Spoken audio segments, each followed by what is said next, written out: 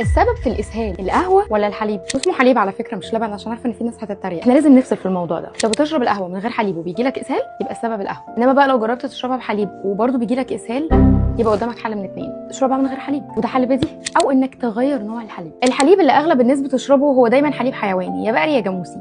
انت بقى هتغير الحليب ده لحليب نباتي اللي هو زي حليب اللوز وحليب جوز الهند وحليب الشوفان. هو ليه اصلا يجي لي مغص او اسهال من الحليب الحيواني وبالذات البقري؟ الحليب الحيواني جزء من مكوناته سكر اسمه سكر اللاكتوز.